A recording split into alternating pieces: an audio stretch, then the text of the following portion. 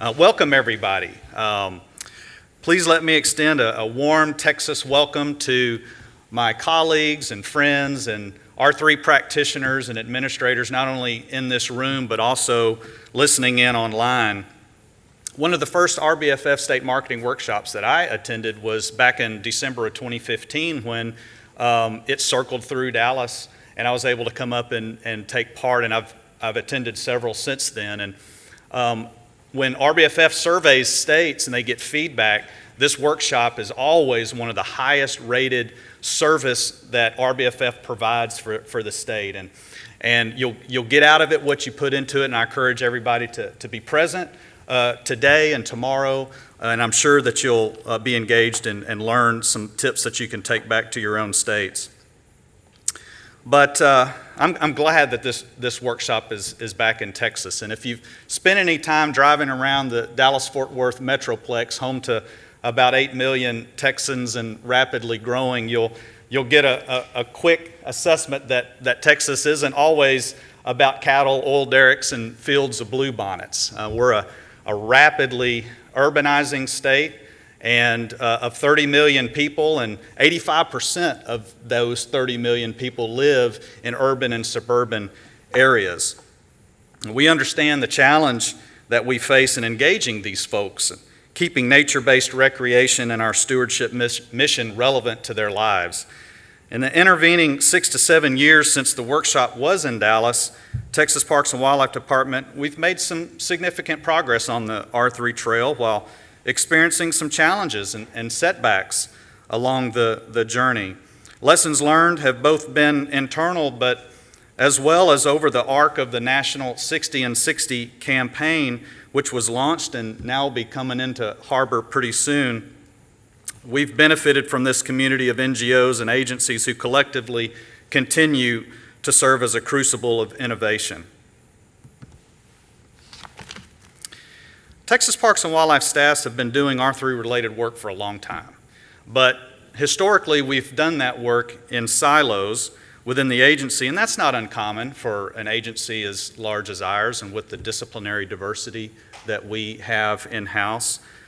We also had limited assessments of the efficacy of our efforts, and as we learned more about the outdoor recreation adoption model, we gained clarity in recognizing that we had gaps and redundancies along the R3 participation continuum. And along the way, we recognized we needed better coordination, tracking, evaluation. We also needed better training on and awareness of successful case studies and tested strategies, and that's what we're here today to achieve. My agency's strategic planning began in earnest back in 2018 with a cross-divisional writing team. About that time, several R3 planning, support, and recommendation documents became available, and they're very timely to help states in developing our plans. We made some early progress and made some significant breakthrough with a writing and editing workshop with RBFF's contract consulting firm, DJ Case and Associates. But even with that external support, we experienced numerous cycles of progress, but also distraction, stagnation, as we advance through our plan to completion. And if your agencies experience speed bumps along the R3 trail, well, you're not alone. We've been there too and dealt with a host of headwinds, including number one, significant team churn among cross-divisional and team-based approach, and we'll touch a little bit more about that in a minute. And secondly, and maybe even more significantly, our team of writers and practitioners, they all have full-time jobs, each keeping many balls in the air at the same time, and the tendency with non-R3 dedicated staff is to become hostage to the tyranny of the urgent, doing triage on a number of short-term challenges with limited bandwidth to focus on longer-term R3 challenges by staffs. And it's as if R3 is like a wellness program, critically important to the long-term health of our organization, but it's being planned and implemented by a team frequently faced with EMT-type work demands. And so despite these challenges, our planning team persevered through multiple draft iterations. Our draft plan was socialized through feedback from key external stakeholders, presented to our commission back in January 2021, and then subsequently to our Urban Outreach Advisory Committee, and then was launched concurrent with National Hunting and Fishing Day back in September 25th of 2021. I have a couple copies here if you're interested, but it also can be downloaded from our website if you want to dive into it a little bit further. Well, we've now moved into implementation phase by expanding the cross-divisional work team to a more inclusive whole-of-agency approach. And I think this is important for us because from top down vertically and horizontally across our agency. And I'm serving as the executive level sponsor, but I'm the third one in a succession of executive level sponsors that have helped carry the ball. And I coordinate with a steering committee of high-level division directors, including the heads of other divisions like, as you might imagine, coastal fisheries, wildlife divisions, law enforcement, state parks, financial resources. This ensures that R3 remains top of mind as an agency priority, and issues, challenges, and opportunities related to implementing our plan have a voice and a seat at the table at an executive level, and I think that's important. The dashed box represents R3 coordinators, 2 of which will soon be hired. Our agency was intentional and committed to finding the resources to support these 2 positions to help us coordinate our R3 efforts. We learned to make steady and meaningful progress. We need at least 100% dedicated staff to helping us track and evaluate and report our R3 activities. These job advertisements closed February 4th, and we look forward to interviewing and hopefully hiring some capable people very soon. One will be focused on hunting and shooting, and the other will be focused on fishing and boating.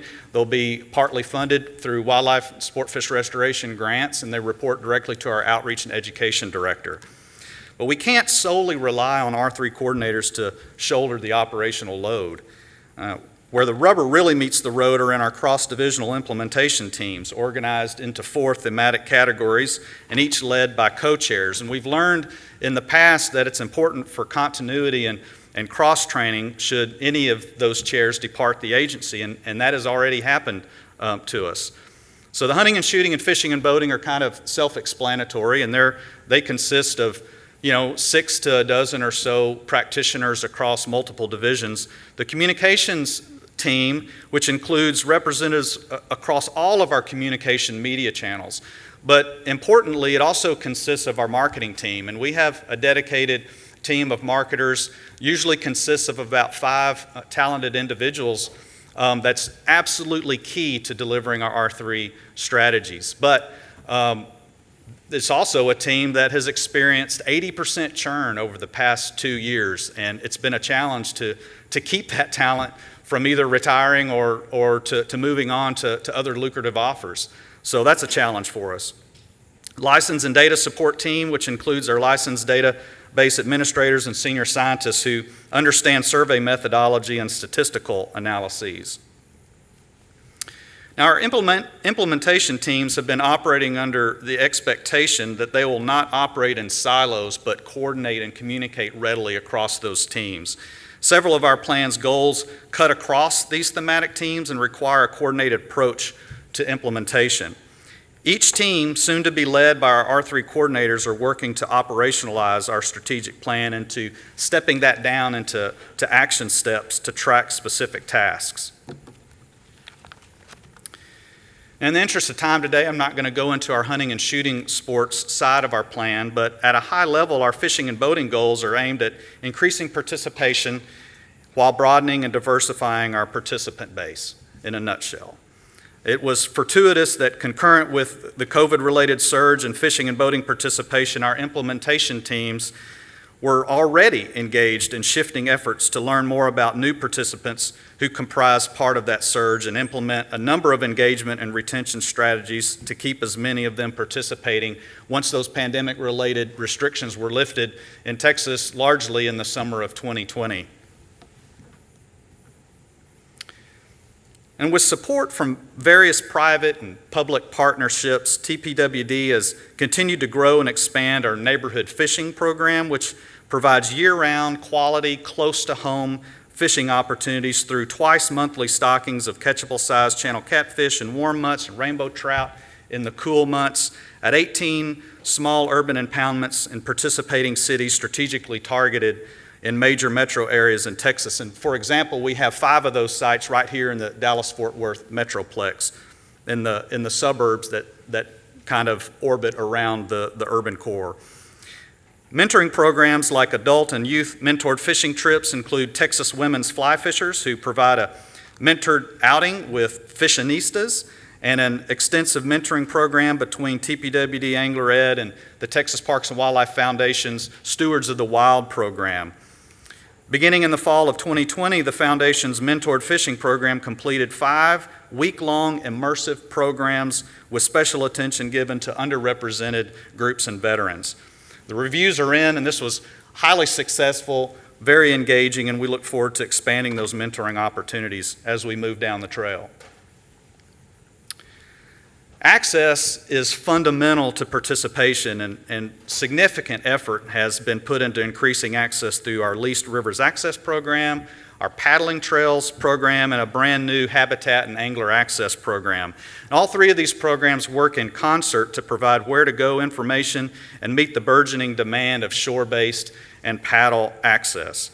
With Texas as a private lands dominant state, our Leased Access Program has strategically opened up over 200 miles of river paddling access and fishing access through private lands for some of our more popular public fisheries. With social carrying capacity being a heightened consideration as participation increases, we're working hard to spread out that demand to preserve quality outdoor experiences. Our aquatic education program in Texas turns 30 years old this year, and we're celebrating that. And the program will conduct its 20th annual Area Chief Training Meeting, and in fiscal year 21, they staff and volunteer trainers certified 313 new Angler Ed instructors, which are critical to our recruitment efforts across the state. And interestingly, to me, Angler Ed program is also expanding its tackle loaner program by launching a school pilot tackle loaner program that will provide basic fishing kit and tackle for families and young adults to borrow. The invitations to participate in this program are being sent to Title I K through 12 schools, as well as college campuses that are designated as historically black college or university, and also our Hispanic serving institutions. This plan is to start with 9 campuses, 3 in each of our larger metro areas of Houston, Dallas-Fort Worth, and the Austin-San Antonio Metroplex. Building upon the lessons from 2021, we'll again be implementing a Vamos a Pescar program grant in 2022. Through partnership with Fishing's Future, this effort seeks to engage families with diverse backgrounds and give them the skills to successfully become fishing families. This program will include 60 live virtual workshops teaching fishing skills, and will also conduct 24 in-person fishing adventures in the metro areas of Houston, San Antonio, Austin, Lubbock, and the Rio Grande Valley. And although TPWD has been selling hunting and fishing licenses online for years, harvest tags for certain game animals still must be affixed to the carcass for enforcement purposes, and requiring license fulfillment to include providing physical tags to our customers. But starting with license year 23, which begins September 1 of 2022, my agency will be moving to a fully digital license and harvest reporting system for certain combo license purchasers as a pilot, and we expect full adoption in subsequent license years, so we're really excited about that. Another major milestone was a recent arrangement with third-party license vendors to ask license buyers to provide email addresses at the time of purchase. Now, we've been selling licenses online for many years, but it's been a small, albeit growing, proportion of our licensed buyers. But now that a growing proportion of licensed purchasers are online and third-party vendors are asking for emails, we significantly boosted the percentage of customers in our database with valid email addresses that can be included in email engagement strategies. This is a game changer for us. Our data support team uses ArcGIS Business Analyst software to analyze demographic information for zip codes, enabling us to target urban fisheries management strategies. And they also provide data analytics enabling our digital engagement strategies to target high-value market segments. And as I mentioned earlier, our R3 plan was launched to coincide with National Hunting and Fishing Day, September 25th, this past fall. And that timing enabled us to cut through the noise and really create some buzz associated with the launch, both internally and externally. And internally, we held a town hall meeting for all of our staff, and we launched a R3 participation employee photo contest. It was pretty fun. Externally, we issued agency press release. We put an article in our agency's magazine, social media posts thanking hunters and anglers for their support, and reaching at least 200,000 Texans with that launch. We're coordinating across media channels and leveraging R3-inspired content each and every week. One part of our R3 planning exercise was mapping all of our agency R3 programs across the 3 R's of the outdoor recreation adoption model. And we noticed that as an agency, we were historically over-focused on recruitment to the detriment of retention and reactivation. What we've learned since then is that our agency is best poised, as you might imagine, as administrator of our own licensed database, to employ proven digital retention campaigns. And our agency received an RBFF state R3 program grant to conduct a COVID angler retention campaign, and we learned some interesting takeaways from this, but I'm not going to be a plot spoiler or spill the beans quite yet. Janice Johnson and Eddie McKenna are going to be giving a presentation about this in this afternoon's first breakout session, so I encourage you to tune into that. After a year of testing, results of a hard sell versus a soft sell messaging in emailed license renewal reminders is completed. The 2 creative versions were tested to anglers who bought a year from purchase license and were sent monthly renewals as they came due.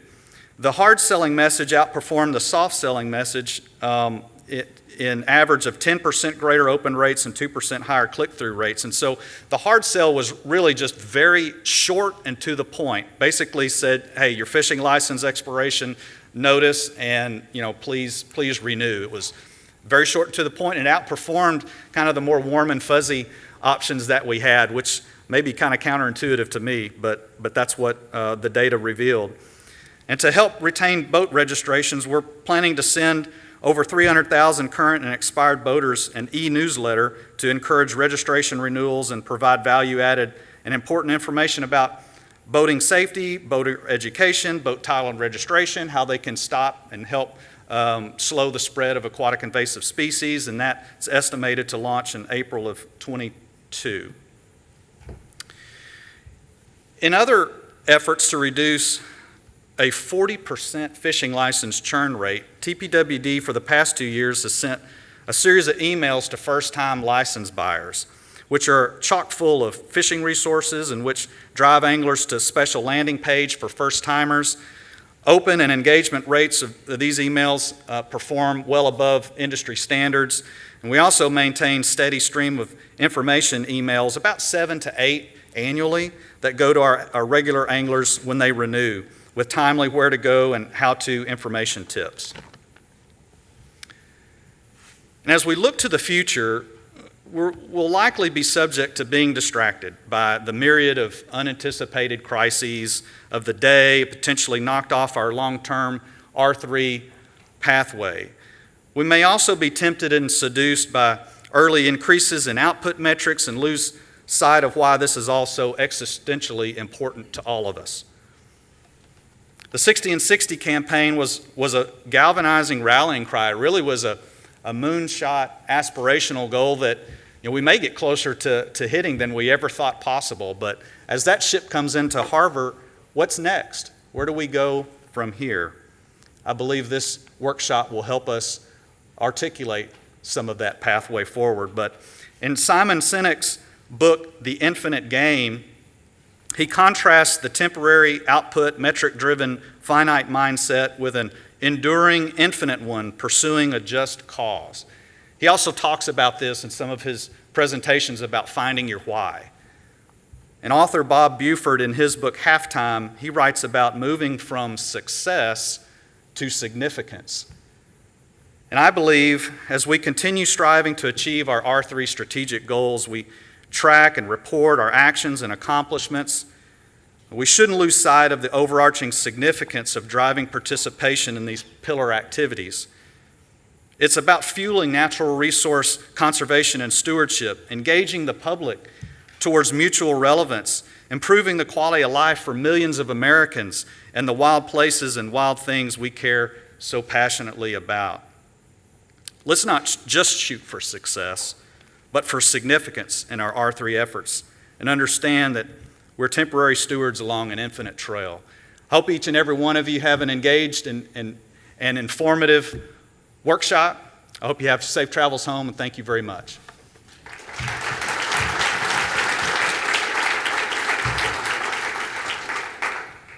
Thank you, Craig.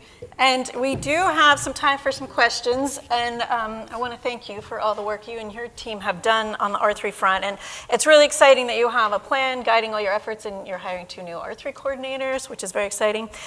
We have some time for some Q&A, and for the folks in person, if you raise your hand, we'll get a microphone to you to ask your questions. And for folks online, please use the live Q&A section, and we've got someone here that'll raise a hand for you, and we'll ask your question. So please, if you have any questions, comments for Craig, we have some time. If I can see you. Jennifer? Yeah. Yeah, sorry. Jennifer. Hey, Craig, great job. Does this work? Okay, there we go. Okay, so yeah, great job, and love the R3 process. I've got success to significance written down. That's excellent. So talking about the School Tackle Loaner Program, I'm sure you've got a bazillion schools in Texas. How'd you choose? Like, how does that work? Yeah, that's a great question. Our Anglo Red program is leading that, and honestly, I don't know exactly how they prioritize that. I don't know if Janice or Eddie, can you maybe address that? Thank you. Call a friend. Good morning, everyone. On behalf of Craig in Texas, just to answer the previous question from Jennifer, the Texas Angler Education Program is doing a pilot, and as Jennifer mentioned, there's schools everywhere. So the way it started was on the basis of having some willing participants, meaning a partner on site who was willing to host and play the role of the person or the educator on site who could manage the materials and lend it out and make sure that it got back in one piece. As Craig also mentioned, it was specific to, at the university level, HBCUs, historically black colleges and universities, and HSIs, Hispanic serving institutions, with an eye toward geography and picking a pilot site in various parts of the state. I hope that helps answer a little bit. Thank you. Other questions? Paul, pass it this way. Thank you. Great job, Craig. Quick question. In your planning process, how did you effectively engage with your partners, your conservation partners, your other folks that are involved? I saw a wonderful opportunity for internal engagement across the various disciplines within your agency, but what type of concerted effort did you guys make to reach out to other folks? Yeah, great question about reaching out to external partners. Thank you for that. So about the time we were ramping up to present this to our commission, we tasked the hunting and shooting and fishing and boating team leads to reach out to a suite of external stakeholders that were key to those disciplines. And we provided a draft of our plan. We were clear that it was a draft and that we wanted their true and candid feedback. Are we on the right track? Or do we have any missing gaps? And then most importantly, do you see yourself in this, and where can we provide those linkages on that ORAM model, because we can't do it all ourselves. But we got a lot of really good feedback, a lot of interest about social carrying capacity. There's some concern out there about, as the COVID surge and also as we ramp up participation, where are we going to put all these people? And so that's key to our process going forward. We've definitely included that aspect into our future planning and execution standpoint. But it was a reach out. We had virtual webinars with those folks and then shared the draft, and they provided feedback to us. Thank you. Stephanie, are there any questions online? We do have a couple questions from our online participants. The first one, are there any specific promotions during free fishing days to capture newcomers to the sport, really reaching out to the local Hispanic communities? Good question. Kind of multi-part there. But on the first side, as far as there's a lot of buzz and work related to National Fishing Week, and that Saturday, that first Saturday in June, there's a lot of social media and really all across all of our media channels that are focused on that. And of course, we're partnering again with Vamos a Pescar, which is very focused on getting Hispanic families comfortable with fishing and then pointing them in the direction, arming them with the right know-how, but also where to go to be able to participate and become really lifelong participants in that. But yeah, there's a concerted effort, very intentional about focusing our outreach efforts around those specific times. Sir, do you mind just stepping over to the podium? Because there you go. Your loud mic is there. There you go. Perfect. Yeah. Thank you. Thank you. We do have one more here. Oh, a couple actually. Can you describe the items in the fishing loaner kit? Also, it's a two-part question. How or who will be overseeing the loan and the return and repair back? of these items? Maybe it's too late to go back, but I had a picture of the items in that kit. Might have. And as he's looking for that, I've got one question here and then one over there, and then we'll move on. And Craig will be available here throughout the days, and you can connect with him in the app. But we'll take two more questions after this. So in the lower right-hand corner, that is the kit, if you can see that. So those are the items that are included. Thank you. Jim, sorry. Yeah. Thanks, Craig. So great overview. So you mentioned the anniversary of your Angler Ed program, and is that synonymous with aquatic ed in Texas, or did it migrate from, do you have all your aquatic ed eggs in the Angler Ed basket, so to speak? It's inclusive, So it's a subset of aquatic education? pretty much. Okay. Yeah. And Joanna, you said there's one question over there? Oh, Jane. Really quick question on where you're housing your R3 coordinators that you're bringing on board.